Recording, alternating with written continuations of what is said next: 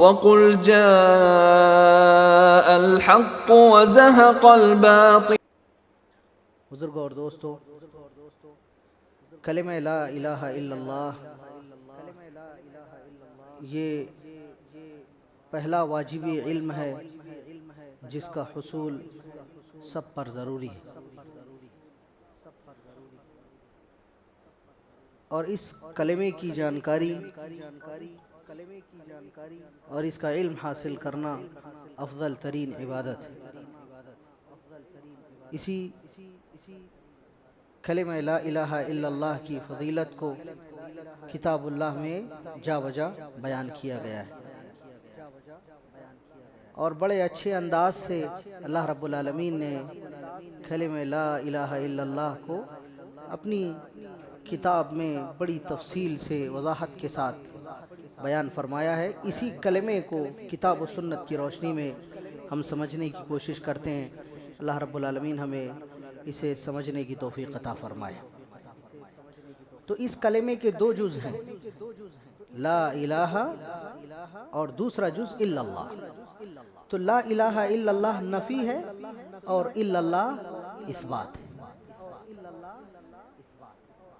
کتاب اللہ میں لا الہ کو کئی آیات کے اندر بیان کیا گیا ہے کہ کوئی معبود نہیں ہے۔ جو نفی ہے معبودان باطلہ کی، وہ اللہ رب العالمین نے بارہا بیان فرمائی۔ جیسے اللہ فرما رہا ہے ما لکم من الہ غیر، اس کے علاوہ کوئی معبود برحق نہیں ہے۔ ما لکم من الہ غیر، دیگر انبیاء علیہم السلام کی زبانی اللہ رب العالمین نے یہ کلمہ بار بار دہرایا، کس لیے؟ تاکہ لا الہ الا لا الہ پر عمل ہو سکے اور دیگر معبودان کی کیا کی جا سکے؟ نفی کی جا سکے۔ اب یہ جو کلمہ لا الہ الا اللہ ہے، یہ سند کے اعتبار سے حدیثوں کے اندر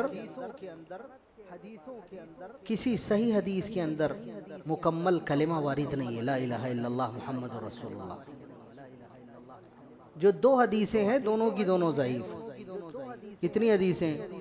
دو ہی حدیثیں ہیں، اور ان دونوں حدیثوں میں ضعف موجود ہے۔ ایک وہ روایت ہے جس کے اندر جناب محمد رسول اللہ صلی اللہ علیہ وسلم کی جانبی روایت منسوب کی گئی ہے کہ حضرت آدم علیہ السلام نے پیدائش کے بعد میں جب سر اٹھایا تو عرش کے پائے پر لکھا ہوا تھا لا الہ الا اللہ محمد رسول اللہ۔ یہ روایت مسند احمد کی ہے اور یہ مکمل ضعیف ہے۔ اسی طرح ایک اور حدیث کے اندر ہے، اللہ کے رسول صلی اللہ علیہ وسلم فرماتے ہیں من قال لا الہ الا اللہ محمد رسول اللہ دخل الجنہ۔ یہ روایت بیہقی کی ہے اور یہ بھی کیا ہے؟ ضعیف ہے۔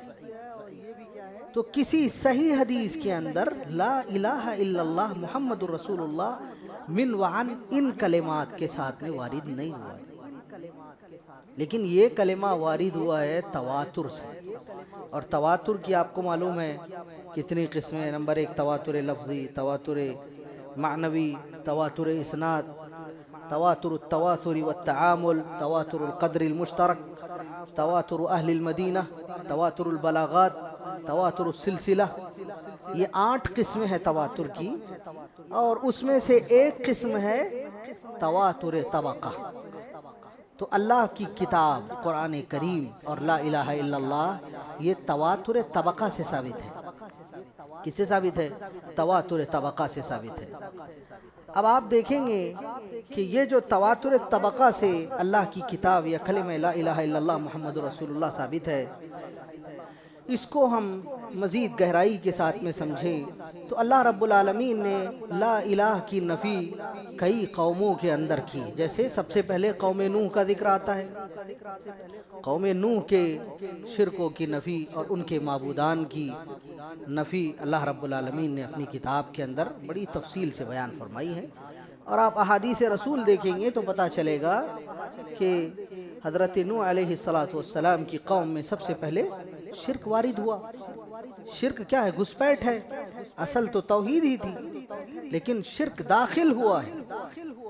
شرک کیسے داخل ہوا اس کو بیان کرنے کے لیے محمد ابن کعب القرظی رضی اللہ عنہ بیان فرماتے ہیں کان لآدم 5 بنین، حضرت آدم علیہ السلام کے 5 بیٹے تھے جو بہت زیادہ عبادت گزار تھے، ود وسواع ویغوث ویعوق ونسر وکانوا عبادا، بہت زیادہ عبادت کرنے والے لوگ تھے یہ۔ فلما ماتوا حزن الناس علیہم حزنا شدیدا، جب یہ وفات پا گئے تو ان کی وفات پر لوگوں کو بڑا غم ہوا۔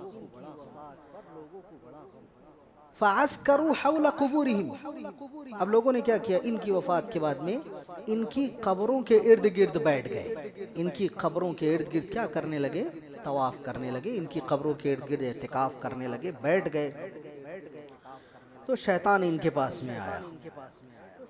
اس روایت کے اندر دیکھیں کلمات ہے فلما رأى ابلیس جزعهم علیہم، جب ابلیس نے دیکھا کہ یہ بہت آہو بکا کر رہے ہیں، تشبہ فی صورت انسان، تو انسانی شکل اس نے اختیار کی، فأتی علیہم، اور ان کے پاس میں آیا، وقال، اور کہنے لگا حزنتم علی صاحبکم ھذا اصحابکم ھذا، تم اپنے ان ساتھیوں پر بڑے غمزدہ ہو۔ انہوں نے کہا بالکل، قالوا نعم، ہاں بالکل ہم بہت زیادہ غمزدہ ہیں۔ تو ابلیس نے کہا هل لکم ان اصور خلف المسجد صورہم حتی تذکرہم، کہ بھئی میں کیا کرتا ہوں، تمہیں ان کی یاد دلانے کے لیے مسجد کے پیچھے ان کی تصویریں بنا دیتا ہوں، مؤخر مسجد کے پیچھے حصے میں میں تصویریں بنا دیتا ہوں تاکہ تم کو ان کی یاد آتی رہے۔ تو لوگوں نے کہا ٹھیک ہے۔ اب کچھ دنوں کے بعد میں اس نے کہا اصور لکم فی قبلۃ المسجد صور، اب میں زیادہ یاد دہانی کے لیے کیا کرتا ہوں، ان کی صورتیں مسجد کے سامنے والے حصے میں بنا دیتا ہوں، قبلے کے رخ پہ بنا دیتا ہوں۔ تو لوگوں نے پھر کہا ٹھیک ہے بنا دو، مسجد کے سامنے والے حصے میں بنا دی۔ اور پھر کچھ زمانہ گزرا، پھر اس کے بعد میں ابلیس ان کے پاس میں انسانی شکل میں آیا اور ان سے کہا هل لکم ان اصور امثالہم فیکون فی نادیکم فتذکرونہم بہم، کہ کیا میں تمہارے لیے ان کی شکلیں نہ بنا دوں تاکہ تم اپنی مجلسوں میں ان شکلوں کو رکھو اور تم ان اشکال کو دیکھ کر کے انہیں یاد کرو۔ قالوا نعم، لوگوں نے کہا ٹھیک ہے۔ تو اس نے کیا کیے، باقاعدہ سے بت بنا کے ان کی مجلسوں میں رکھ دیے۔ پھر اس کے بعد میں ان کے پاس میں آیا، کہا هل لکم ان اجعل فی کل رجل فی کل منزل من رجال منکم، کیا میں تم میں سے ہر ایک کے گھر کے اندر ایک مورتی نہ رکھ دوں، ایک تصویر، ایک شکل ایسی بنائی ہوئی جو سیم ان کی طرح ہو، وہ تمہارے گھروں میں نہ لگا دوں؟ لوگوں نے کہا نعم۔ تو یہ ترتیب سے آیا ابلیس، اور اس کے بعد میں ہر گھر کے اندر اس نے کیا کر دی، مورتیاں پہنچا دی۔ فنقصت الاشیاء والعلم حتى تركوا عبادت اللہ ووقعوا في عبادت غیرہ، تو لوگوں نے کیا کیا، دھیرے دھیرے اللہ کی عبادت چھوڑ دی اور انہی کی عبادت میں لگ گئے۔ تو یہ جو شرک آیا تھا، پہلا شرک، یہ کیسے آیا، قبر پرستی سے آیا، قبر کی تعظیم سے آیا۔ اسی لیے شریعت اسلامیہ نے قبر کو قبر کی طرح رکھنے کا حکم دیا ہے، قبر کو بنانے کا یا اسی طرح قبر کو چونا لگانے سے یا اور اس کے علاوہ اس کو پختہ بنانے سے شریعت اسلامیہ نے صاف منع فرمایا۔ کیوں؟ کیونکہ یہ وسیلہ ہے شرک کا، اور صرف اسی پر اکتفا نہیں ہوا۔ اب یہ جو شرک چلا تھا حضرت نوح علیہ السلام کے زمانے سے، حضرت عثمان ابن مظعون رضی اللہ عنہ بیان فرماتے ہیں فصارت الاوثان التي كانت في قوم نوح، تو جو حضرت نوح علیہ السلام کے زمانے میں جو معبودان تھے، فصاروا في العرب بعد، یہ عرب کے اندر بھی معبودان بن گئے۔ اما ود فكانت لكلب بدومة الجندل، چنانچہ یہ جو ود نامی بت تھا، دومت الجندل کے علاقے کے اندر لوگوں نے اس کو اپنا معبود بنا لیا۔ وَأَمَّا سُعَاءٌ فَكَانَتْ لِحُزَيْلٍ قبیلہ حزیل نے سعا کی عبادت شروع کر دی. وَأَمَّا يَغُوثُ فَكَانَتْ لِمُرَاد قبیلہ مراد نے اس کو اپنا معبود بنا لیا.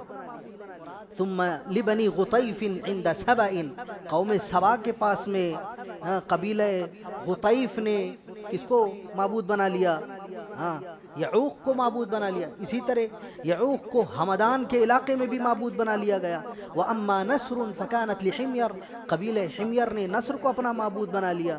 اسی طرح حضرت عثمان رضی اللہ عنہ بیان فرماتے ہیں رأیت یغوث صنما من رصاص. رصاص ایک قسم کی دھات ہوتی ہے، اس سے عرب لوگ یہ معبود بناتے تھے یغوث کا، اور اس کے بعد میں اس کو اپنے ساتھ میں لے کر کے چلتے تھے.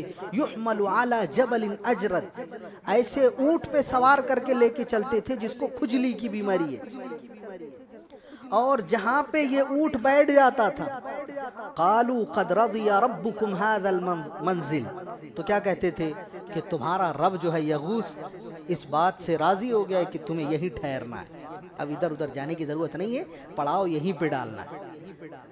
اب انہی معبودان میں سے ایک معبود ایسا تھا جس کے بارے میں حضرت عبداللہ ابن عباس کہتے ہیں وَكَذَلِكَ أَرْسَلُوا صَنَمًا لَيْلَةَ فَتْحِ مَكَّةِ إِلَى بھروچ. انہوں نے کیا کیا؟ فتح مکہ کی رات میں، فتح مکہ کی رات میں جو معبودان تھے، جو 360 بت کعبہ کے اندر رکھے ہوئے تھے، ان میں سے ایک بت نکال کے انہوں نے کیا کیا؟ راتوں رات سومنات کی طرف روانہ کر دیا. اللہ کے رسول صلی اللہ علیہ وسلم نے سارے بتوں کو گرا دیا، لیکن یہ ایک بت باقی رہ گیا. جناب محمد رسول اللہ صلی اللہ علیہ وسلم کا مشن ابھی مکمل، جو ایک بت باقی تھا اس کو اللہ رب العالمین نے توڑنے کے لیے کس کو بھیجا؟ محمود غزنوی کو بھیجا. الحمدللہ. اور وہ ایک بت توڑا گیا اللہ کی توفیق سے محمود غزنوی کے ذریعے. اور محمود سے لوگوں نے کہا تھا کہ ہم تمہیں اتنا اور اتنا سونا دیں گے، شرط ہے کہ تم اس بت کو مت توڑو. انہوں نے کہا میں یہ قطعاً گوارا نہیں کروں گا کہ قیامت کے دن جب اللہ رب العالمین مجھے اپنے سامنے ٹھہرائے تو مجھے بت فروش پکارے. میں تو یہ چاہتا ہوں کہ اللہ رب کریم مجھے بت شکن پکارے. چنانچہ آپ دیکھیں گے کہ تقریباً 50 سال کے بعد میں کسی وجہ سے جب محمود غزنوی کی قبر کھودی گئی تو لوگوں نے دیکھا کہ 50 سال گزرنے کے بعد بھی ان کی لاش من وعن ویسے ہی ہے، اور ان کی انگلی آسمان کی طرف اٹھی ہوئی ہے. اللہ اکبر. بات سمجھ میں آ رہی ہے؟ محمود غزنوی کی جب قبر کھودی گئی تو لوگوں نے دیکھا ان کی قبر سے خوشبو آ رہی ہے، اور ان کی انگلی، شہادت کی انگلی آسمان کی طرف اٹھی ہوئی ہے. کس لیے؟ اللہ نے ان سے ایک بہت بڑا کام لیا تھا، وہ ہے بت شکنی کا کام. بات سمجھ میں آ رہی ہے؟ ہاں. تو الحمدللہ اس طریقے سے مشرکین عرب کے اندر بھی یہ عبادت جاری ہو گئی، اور یہی عبادت بت پرستی یہی قوم نوح سے چلی آ رہی ہے، اور یہی ہندوستان کے مشرکین کے اندر بھی یہی عبادت موجود ہے. انہوں نے بھی کیا کیا ہوا؟ اس کو باقاعدگی سے تھاما ہوا ہے. اسی لیے آپ دیکھیں گے ان کے یہاں بہت ساری ایسی سنتیں پائی جاتی ہے جو مشرکین عرب کے یہاں پہ پائی جاتی تھی. جیسے ایک بہت مشہور چیز جو عام طور پہ ہندوستان کے اندر بھی رائج ہے کہ اگر کسی کافر کی بچی جوان ہو یا اس کو پہلا حیض آئے تو اس کے لیے کیا کرتا ہے؟ اپنی نادی کے اندر اعلان کرتا ہے، اور اس کے بعد میں لوگوں کے سامنے اپنی بچی کا اظہار کرتا ہے. یہی کعبۃ اللہ کے بغل میں جو نادی تھی اس میں بھی مشرکین عرب یہی کرتے تھے کہ جب ان کی بچی بالغ ہوتی تو فوری طور پہ اس کا اعلان کیا جاتا، ایک دعوت کی جاتی، اور جب وہ عام عورتوں کی طرح لباس پہنتی اس وقت بھی ایک دعوت ہوتی. ایسے ہی ہنود کے اندر بھی یہ طریقہ کار رائج ہے کہ جب ان کی بچی ساڑی پہننے لگے تو اس کے لیے بھی ایک باقاعدہ پروگرام ہوتا ہے، اور اس کے لیے بھی دعوت ہوتی ہے. تو یہ ایک شرک تھا جو اس زمانے سے چلا ہے اور ابھی بھی جاری ہے. ہندوستان کے اندر وہی مشرکین ہیں. آپ دیکھیں گے کہ یہ لوگ اپنے آپ کو بڑا قدیم بتاتے ہیں، حضرت نوح علیہ السلام کی جانب منسوب کرتے ہیں. ابھی آئندہ اور تفصیل سے بات آئے گی صائبین کے باب میں تو وہاں دیکھیں گے. لیکن یہ شرک آج بھی باقی ہے۔ اللہ سے دعا ہے کہ اللہ رب العالمین اس شرک کا خاتمہ فرما دے۔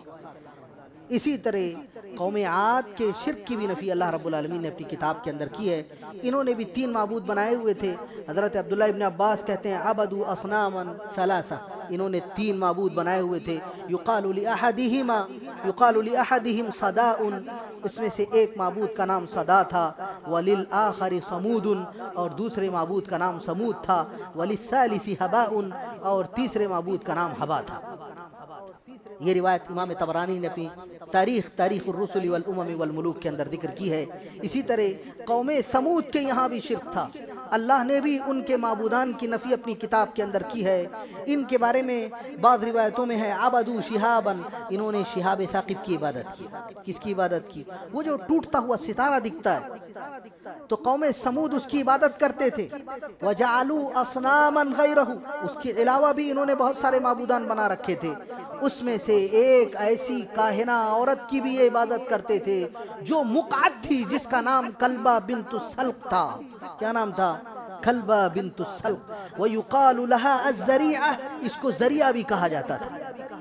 وَكَانَتْ شَدِيدَةَ الْكُفْرِ وَالْعَدَاوَةِ لِصَالِحِ علیہ الصلاۃ، اور یہ انتہائی بغض رکھنے والی تھی حضرت صالح علیہ السلام سے۔ چنانچہ جب اللہ رب العالمین کا عذاب آیا، یہ مقعدہ تھی، پیدائشی طور پہ چلتی نہیں تھی یہ۔ اب عام طور پہ مشرکین کیا ہے، اسی طریقے کے لوگوں کو اپنا کیا بنا لیتے ہیں، ان کو ولی سمجھتے ہیں۔ آج بھی ہندوستان کے اندر، مسلمانوں کے اندر بھی یہ چیز آ گئی۔ جو آخری پاگل قسم کا آدمی ہے، جو نہاتا نہیں، دھوتا نہیں، یا کسی بھی طرح کی صفائی کا اہتمام نہیں کرتا، کھڑے ہو کر کے قضاء حاجت اور پیشاب کرنے والا ہے، ایسے پاگل کو بھی لوگ معبود سمجھتے ہیں، ایسے پاگل کو ولی اللہ سمجھتے ہیں۔ اور یہی طریقہ قوم سمود کے اندر بھی تھا، انہوں نے اس عورت کے اپاہج ہونے کے باوجود اس کو جو ہے معبود بنا رکھا تھا۔ فلما رأت العذاب، جب عذاب آیا، اطلق اللہ رجلاها، اللہ رب العالمین نے اس کے دونوں پیر کھول دیے۔ اب جب دونوں پیر کھول دیے، فقامت تسرع کاسرع شیء، تو یہ بھاگنے لگی۔ کیا کرنے لگی؟ بھاگنے لگی، بڑی رفتار سے بھاگنے لگی۔ فأتت حیا من العرب، اور عرب کے قبیلے کے پاس میں آئی۔ فأخبرتهم بما رأت وما حل علیہم، اور جو کچھ قوم سمود پہ آیا عذاب وہ سب بتا کے اس نے کہا مجھے پانی پلا دو، پانی پلا دو۔ فلما شربت ماتت علی الفور، جیسے ہی پانی پی اس کے بعد میں فوری طور پہ گر کر کے مر گئی۔ اسی طرح عرب کے اندر قبریں بھی پوجی جاتی تھی۔ قوم سمود کا ایک اور آدمی تھا جس کو ابو رغال کہا جاتا تھا، یہ بھی پوجا جاتا تھا۔ یہ کیا کیا جاتا تھا؟ یہ بہت بڑا کاہن تھا، اس کی بھی عبادت کرتے تھے وہ لوگ۔ اب یہ ابو رغال نام کا بندہ مکۃ المکرمہ کے اندر کعبہ کا طواف کر رہا تھا جس وقت قوم سمود کے اوپر عذاب آیا۔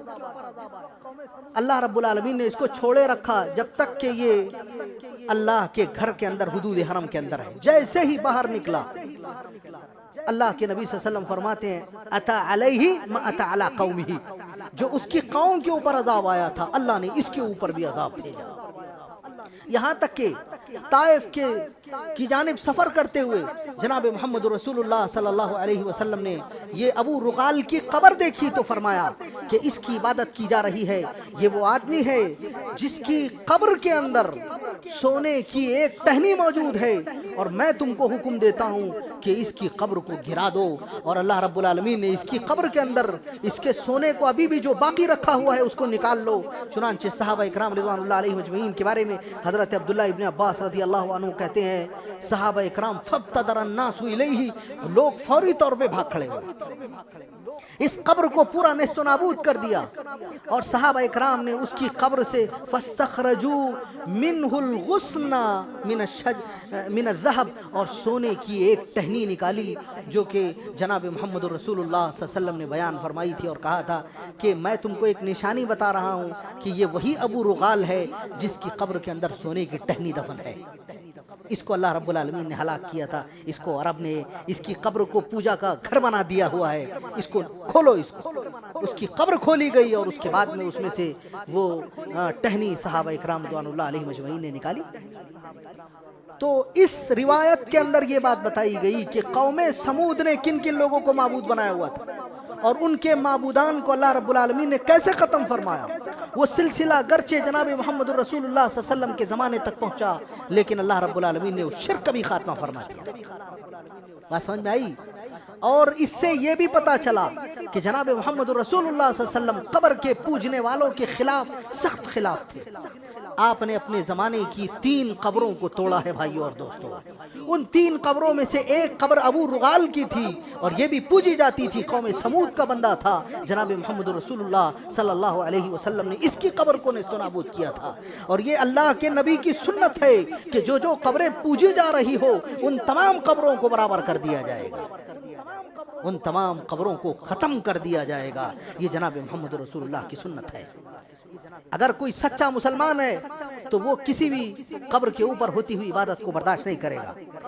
ابھی ہندوستان کے اندر آپ دیکھ لیں, بر صغیر ہند و پاک میں دیکھ لیں, یا اسی طرح آپ بنگلہ دیش کے اندر دیکھ لیں, کتنی قبریں ہیں جو پوجی جا رہی ہے اور پوجنے والے مسلمان ہی ہیں. ان کو نہیں معلوم کہ محمد رسول اللہ صلی اللہ علیہ وسلم نے ان قبروں کے ساتھ میں کیا سلوک کیا ہے جن کو معبود بنایا گیا تھا.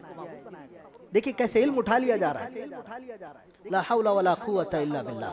یہ اللہ کی نگاہ میں کیا ہیں؟ سارے کے سارے مشرک, شرک اکبر والے ہیں. اللہ رب العالمین ان سب کو ہدایت عطا فرمائے اور ہم سب کو, ہماری آل و اولاد کو اس طریقے کے تمام شرکوں سے بچا کے رکھیں. آمین یا رب العالمین. اسی طرح شرکوں میں وہ قومیں جن کے شرک کی نفی اللہ رب العالمین نے اپنی کتاب کے اندر کی ہے, اس میں اصحاب الرس بھی ہے. اور رس یہ بئر کو کہا جاتا ہے جو آذربائیجان کے اندر موجود تھا. حضرت عبداللہ ابن عباس کہتے ہیں والرس الذی نسب الیہ ہوا بئر فی آذربائیجان. آذربائیجان کے اندر ایک کنواں تھا, اس کنویں کی جانب یہ قوم منسوب ہے. وسمی ھذا البئر بالرس لانہم رسوا نبیہم فیہ. کیوں ان کو رس کہا گیا؟ کیونکہ یہ وہ لوگ ہیں جنہوں نے اپنے نبی کو اس کنویں کے اندر پتھروں سے مار مار کر کے دفن کر دیا تھا. ای اغرقوا فیہ ودفنوا فیہ والقوا علیہ الاحجار. انہوں نے کیا کیا؟ اپنے نبی کو اس کنویں میں ڈال کر کے اس کے اوپر پتھروں کی بارش کر دی اور اسی میں ان کو دفن کر دیا. اس نبی کا نام تھا حنظلہ ابن صفوان. حنظلہ ابن صفوان علیہ الصلاۃ والسلام. فکذبوہ وقتلوہ فاہلکہم اللہ. انہوں نے اصحاب الرس نے حضرت حنظلہ کو کیا کیا؟ ان کی توہین کی, ان کو جھٹلا دیا, ان کو قتل کر دیا. تو اللہ رب العالمین نے ان سب کو ہلاک کر دیا. وَكَانُوا عُبَّادًا لِشَجَرَةِ صَنُوبَرَ. اصحاب الرس جتنے تھے یہ شجرہ صنوبر کی عبادت کرنے والے لوگ تھے. غرسها یافث بن نوح علیہ الصلاۃ والسلام وتسمى شاہ درخت. کہ حضرت نوح علیہ الصلاۃ والسلام کے بیٹے یافث نے ایک درخت لگایا تھا جس کو شاہ درخت کہا جاتا ہے. اس درخت کا دوسرا نام صنوبر ہے. اس کی عبادت کرتے تھے یہ لوگ. تو چاہے شجر کی عبادت ہو, آج ہندوستان کے اندر یہ عبادت ہو رہی نہیں ہو رہی؟ کتنے درختوں کے آس پاس میں آپ کو دھاگے بندھے ہوئے ملیں گے, کتنے درختوں کی. ابھی ایک عجیب بات میں نے دیکھی ہے کہ یو پی کے ایک علاقے کے اندر, لکھنؤ کے علاقے کے اندر ایک مسلمان بوڑھا آدمی ہے جو درختوں کے اوپر شنکر کی اور دیگر جو ان کے معبودان ہیں ان کی شکلیں بناتا ہے, اور لوگ اس کو بڑا اپریشیٹ کر رہے ہیں, اس کی بڑی تعریف کر رہے ہیں. لا حول ولا قوت الا باللہ. مسلمان آدمی ہے اور غیر اللہ کی شکلیں بنا بنا کر کے اس پہ پیسے کما رہا ہے. یہ مسلمانوں کی غیرت کہاں مر گئی؟ لوگ اس سے پوچھ رہے ہیں کہ آپ مسلمان ہو کہ ایسا کیوں کر رہے ہیں؟ وہ کہہ رہا ہے کہ کوئی میرا کمانے والا نہیں ہے, کوئی مجھے دینے والا نہیں ہے. بزرگوں اور دوستو, ایسے بوڑھوں کے لیے کیا زکوٰۃ کا نظام نہیں ہے؟ مسلمانوں کی غیرت کہاں مر گئی ہے کہ ایک مسلمان بوڑھے کا خیال نہیں رکھ سکتے کہ اسے شرک میں جانا پڑ رہا ہے. لا حول ولا قوت الا باللہ. تو یہ اصحاب الرس والے جو ہے ہلاک کر دیے گئے اور آج بھی یہ عبادت جاری ہے. اللہ سے دعا ہے کہ اللہ رب العالمین اس شرک کا بھی خاتمہ فرمائے. اسی طرح اصحاب الحجر المرسلین, اصحاب الحجر والے بھی ہے جنہوں نے اپنے نبی کو جھٹلایا ہے. ان کے بارے میں بھی بعض روایات کے اندر ہے کہ انہوں نے قبروں کو پوجا تھا. وَأَنَّ الْبُيُوتَ الْمَنْحُوتَةَ فی ذالک الجبل الذی یعیش الناس فیہ، وہ جبل جس کے اندر یہ رہتے تھے، کانت قبوراً، وہ سب قبریں تھیں اور ان قبروں کی یہ عبادت کرتے تھے. وقد وجدت فی مداخل تلک البیوت نقرۃ صغیرۃ تدخل منہ. اب انہوں نے کیا کر رکھا تھا کہ یہ جو عام طور پہ مندروں کے اندر کیا ہوتا ہے، چھوٹا سا دروازہ بنایا جاتا ہے تاکہ جو بھی آدمی گھسے وہ کیسا گھسے، سر جھکا کر کے گھسے، اور کوئی بھی آدمی تن کر کے داخل نہ ہو سکے. سارے کے سارے سجدہ ریز ہو کر کے اپنے معبود کے پاس میں آئے. اصحاب الحجر نے اپنے جو جن قبروں کی عبادت کرتے تھے، ان قبروں کے پاس میں داخلے کے جو دروازے بنائے ہوئے تھے وہ بھی اتنے جھکا کے بنائے ہوئے تھے کہ کوئی بھی آدمی سیدھی حالت میں اندر داخل نہ ہو سکے، سارے کے سارے سجدے کی حالت میں جائے. یہی طریقہ آج بھی آپ دیکھیں گے خواجہ معین الدین چشتی کی درگاہ کے پاس میں. یقین مانے آپ، یقین مانے جو اندر کا دروازہ ہے وہ اتنا چھوٹا ہے کہ کوئی بھی آدمی بغیر جھکے ہوئے، بغیر رکوع کی حالت کے وہ اندر داخل نہیں ہو سکتا. ٹھیک ہے نا؟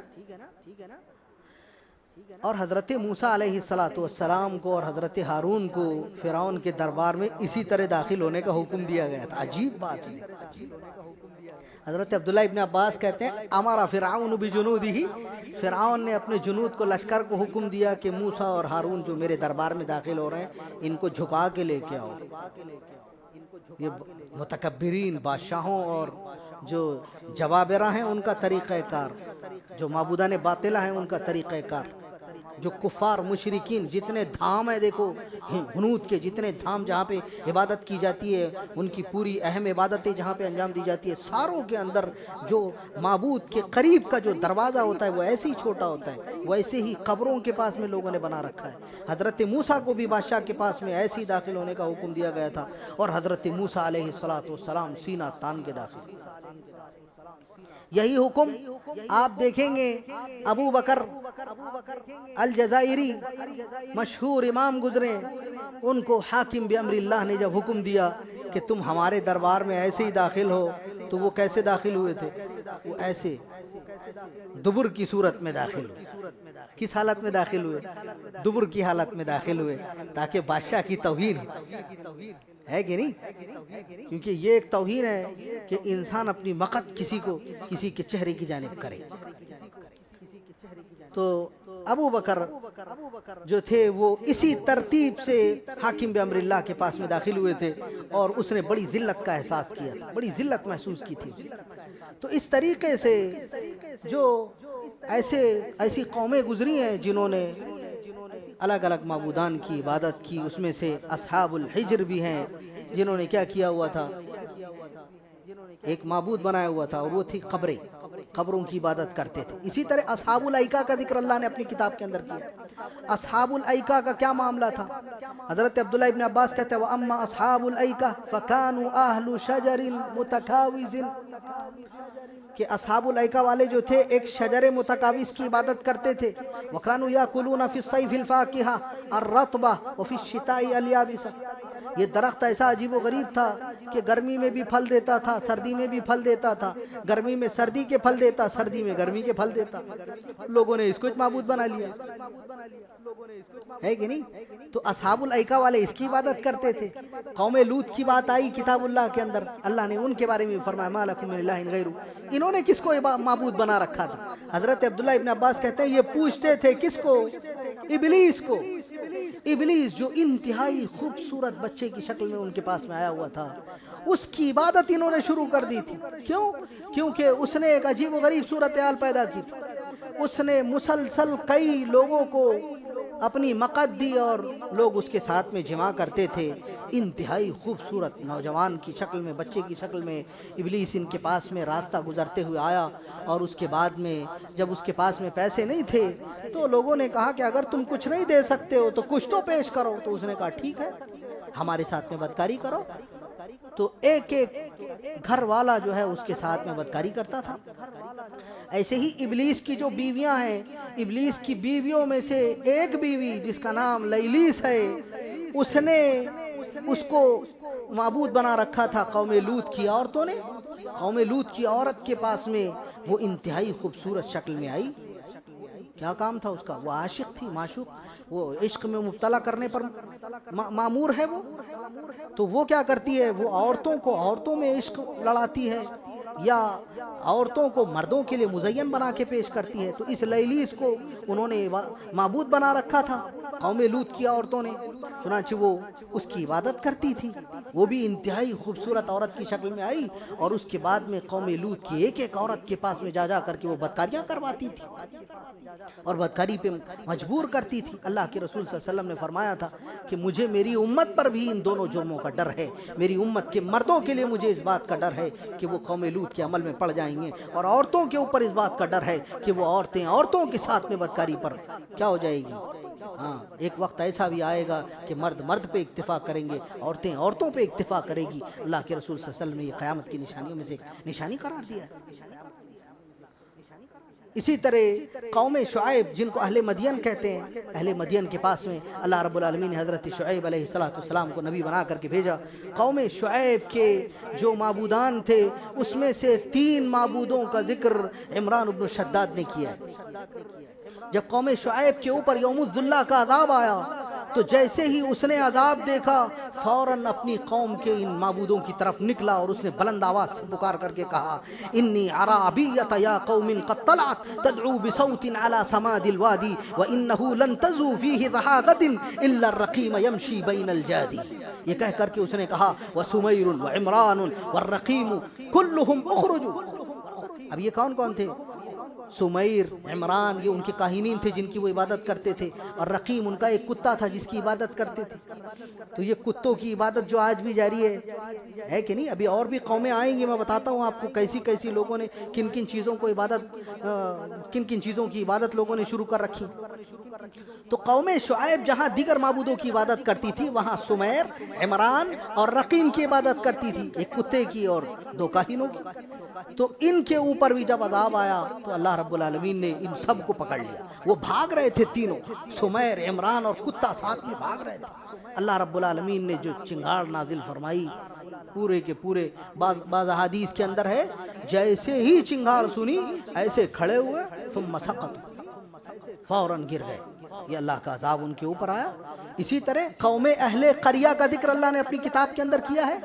قوم اہل قریہ کون ہے؟ یہ ایک بستی تھی. امام ابن ابی شیبہ رحمہ اللہ نے جہاں پہ سورۃ الاعراف کے اندر قوم اہل قریہ کا ذکر اللہ رب العالمین نے کیا، اس کے بارے میں حضرت حسن رضی اللہ عنہ کی ایک روایت موجود ہے کہ اہل قریہ کے وہ لوگ تھے جن کے اوپر اللہ رب العالمین نے بڑی وسعت فرمائی تھی، اور ان کے یہاں شرک تھا. اور شرک یہ تھا کہ یہ کھانے کو انہوں نے معبود بنا رکھا تھا. آج بھی بہت سارے کھانوں کی عبادت ہوتی ہے نہیں ہوتی ہے؟ بہت سارے کھانوں کی، اس کے اندر نیبو بھی ہے، مرچی بھی ہے، اور اس کے علاوہ ہلدیاں ہیں، دودھ ہے، گھی ہے. ان سب کی باقاعدگی سے عبادت ہوتی ہے، ان سب کے ذریعے باقاعدہ عبادت کی جاتی ہے. تو اس قوم نے کھانے کو اپنا معبود بنا رکھا تھا. اور اسی قوم کے بارے میں بعض روایتوں میں ملتا ہے، حضرت موسیٰ الطائفی بیان کرتے ہیں کہ جناب رسول اللہ صلی اللہ علیہ وسلم فرماتے ہیں کہ اس قوم نے اس حد تک مبالغہ کیا کہ مبالغے میں آگے بڑھ گئے اور روٹیوں سے استنجا اور اپنی پیخانے اور اپنی مقت کو صاف کرتے تھے. کیا کرتے تھے؟ روٹی سے عبادت بھی کرتے تھے اور روٹیوں کو اپنی مقت کے لیے استعمال بھی کرتے تھے، اسی پہ استنجا کرتے تھے، اسی سے قضاء حاجت دھلتے تھے. یہ عالم ہو گیا تھا.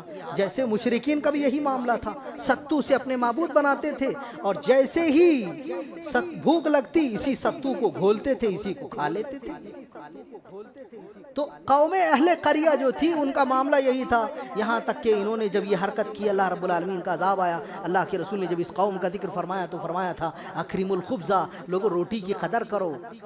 فإنه انزلها الله من برکات السماء واخرج الله من برکات الارض، اس لیے کہ اللہ نے آسمان کے پانی سے اس کو پیدا فرمایا ہے اور زمین کی برکات سے اس کو نکالا ہے. اللہ کے رسول نے اپنے گھر کے باہر ایک روٹی کا ٹکڑا پڑا ہوا دیکھا تھا تو آپ نے اسے اٹھا کر کے فرمایا تھا، عائشہ اس روٹی کے ٹکڑے کی قدر کرو، کیونکہ جب اللہ رب العالمین ناراض ہوتا ہے تو روٹی کے اس ٹکڑے کی بدولت بھی گھر سے رزق اٹھا لیتا ہے۔ آج کتنے کھانوں کو ہمارا پھینک دے رہے ہیں۔ فلسطین کے لوگوں کو یاد کرو جن کو بھائیوں اور دوستوں کھانے کے لیے کھانا نصیب نہیں ہے۔ اللہ کا شکر ادا کرو، ان روٹیوں کی قدر کرو۔ اگر آپ نہیں کھا سکتے ہیں تو اس کو بچا کے رکھو، دوسرے دن کھاؤ۔ اگر کھانا خراب ہو جانے کا ڈر ہے تو کسی کو کھلا دو، لیکن ضائع مت کرو۔ اللہ کے رسول فرماتے ہیں کہ اہل قریہ پوری بستی کو اللہ رب العالمین نے اس کے شرک کے ساتھ میں اس کی توہین کی وجہ سے ہلاک کر دیا ہے۔ کھانے کی قدر کرو بزرگوں اور دوستوں۔ اور اسی طرح اور بھی جو قومیں ہیں ان کا ذکر انشاءاللہ جن کے شرک کا اللہ نے اپنی کتاب کے اندر بڑی تفصیل سے ذکر فرمایا ہے وہ میں آپ کے سامنے کرتا رہوں گا۔ اللہ رب العالمین ہمیں کتاب و سنت پر عمل کرنے کی توفیق عطا فرمائے۔ سبحانک اللہم ربنا و بحمدک، اشہد ان لا الہ الا انت استغفرک و اتوب الیک، وصلی اللہ علیہ وسلم۔